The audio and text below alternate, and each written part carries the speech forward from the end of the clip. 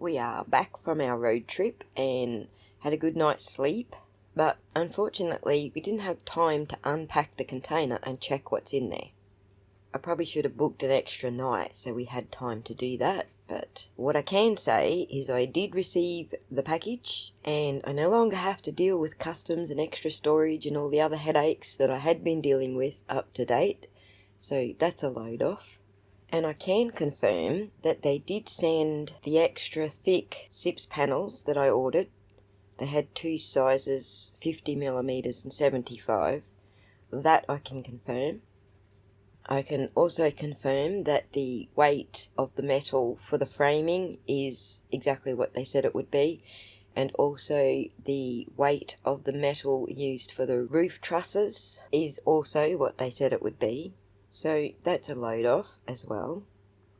It turns out I won't be able to unpack it and check off the packing list against the items in the container until I have my block cleared. And the council won't allow me to even begin clearing the block until I have my paperwork cleared. So that's the next step in the project, is getting my paperwork passed by council. The road trip was pretty boring, as road trips are, lots of nothing along the ways. But it was the first time I ever put my car on a ferry, or a barge if you prefer. So I was pretty excited about that part.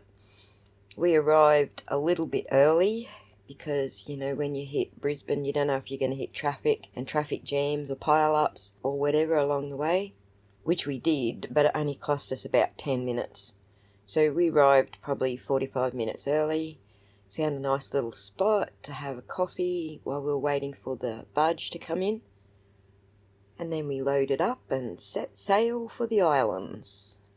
I have the volume muted right now because all you can hear is the diesel engines on either side of our vehicle churning away, so that was pretty loud. And it took about 40 minutes longer to get the vehicle over there compared to the ferry, which we took last time, the passenger ferry, which is about 20 minutes travel on the passenger ferry, and then an hour on the barge. And of course the same deal on the way back. We got in about 9 p.m. last night and we were exhausted. Anyway, that's enough about the road trip. In the last video, I said I wanted to talk about the building codes a little bit more in depth, which I ain't gonna lie, I am more confused after reading them than I was before I'd read them. But essentially, I had already guessed that some things in China were not going to be up to code in Australia. The first thing is electrical. We not only have much higher standards than the rest of the world as far as electrical's concerned, but we also have I think it's a regulatory body where electrical devices and products are registered to meet Australian standards. And so while you can order these kits complete with electricals and pay very little more than I did, whether or not those electricals are going to meet your local council standards or even your local state standards is a whole other ballgame.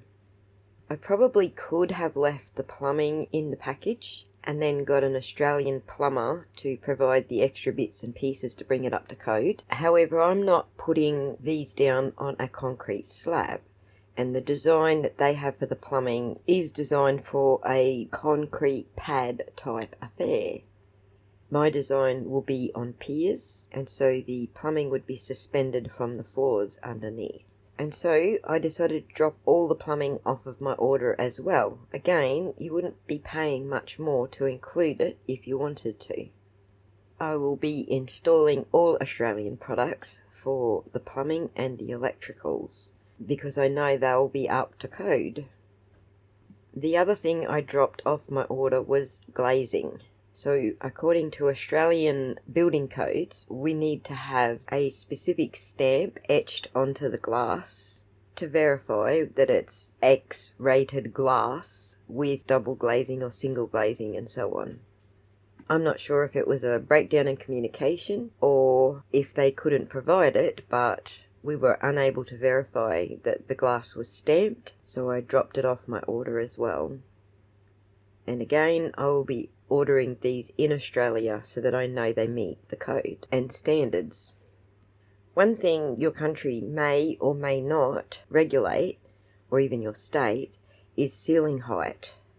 It's important to note when you're ordering these types of flat packs which ceiling height you're ordering. Some companies offer both ceiling heights. There's a standard ceiling height which is measured from the outside, and therefore once you've got your insulation and everything installed, it falls below the Queensland height standard. I ordered the 2.98 metre high ceilings, which leaves me with about 2.7 metres high after everything's installed, and still gives me room to add ceiling cladding if I want to. So just be aware that some companies don't offer both roof heights and some companies do. The same applies to the insulation. You can get the 50mm insulation, which isn't really much insulation at all, or you can get the 75mm insulation. And I do believe some companies offer 100mm. Of course, it's a lot more expensive, but I do believe that if you do order the 100mm, you can also get a more pronounced profile on the exterior cladding. The profile that I ordered is practically smooth, that's a 75mm, and I will be cladding the external walls over that to give it a longer lifespan. And finally, the external roof cladding, I dropped that off my order as well because it wasn't much cheaper to order that from China than buying it here in Australia. And if I buy it here in Australia, then I can be assured that it is up to code as far as the thickness of the metal and how it's attached to the roof trusses and so on. And then I guess the last consideration is how big the donga is that you're buying. We call them dongas here in Australia. You can call them flat pack shipping containers or flat pack office containers. And the size of the dongas that I bought are 6 metres by 3 metres. Again, that's a little bit wider than your average shipping container. But I think once I've added the internal framing, I'm probably going to be at around the same width as your average shipping container anyway. If you were to aim for the 12 metre long container, then you're going to have to redesign your footings and support underneath the framework. But as I said in my previous video, if you have the right structural engineer helping you out with your design, then you should be right. They'll know what kind of footings design you need for that size and whether you'll need additional framing underneath it. Once again, I'll shout out Nexus Engineering. If you're building a tiny home in Brisbane area, then these are the guys to see. They will help you design your footings and framework to meet the National Building Code's certification and the wind load for your area, as well as what type of footings that you need and whether or not you need to add some extra framing underneath your structure. Once again, so long as you have your soil tests already done, by the time you're enlisting Nexus Engineering, they should be able to help you get your design up to code. And they'll give you a Form 15, which in Australia is a compliance certificate for your building design. You might find, as I did, other engineers, as soon as they hear China and Form 15 in the same sentence, they freak out and treat you like you don't know what you're talking about or you're some kind of traitor to the country. Not so with Nexus Engineering. In fact, they were extremely helpful with the communication barriers that we had along the way. I'm not going to lie, there were a couple. But Nexus sent examples of what we were asking for, and so the other end could understand what it was that we were asking for better. Oh, and you're probably going to want to find yourself a good Chinese translation software to translate their reports and PDFs into English. Once again, Nexus Engineering was very understanding and they gave us the time and the grace to sort these little issues out without going into full-blown panic mode because we're dealing with China. Or as Trump would say, China. And if you're like me, you just want to sort out an affordable housing solution. You don't want to sit there and argue with people about politics. With Nexus, I didn't have to explain anything.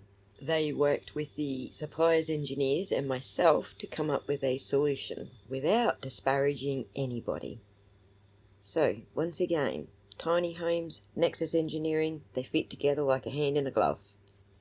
In the next video, I'm going to talk about the new national building codes that came about in 2022 and how that impacts more than just Australia, because it's not Australia's idea.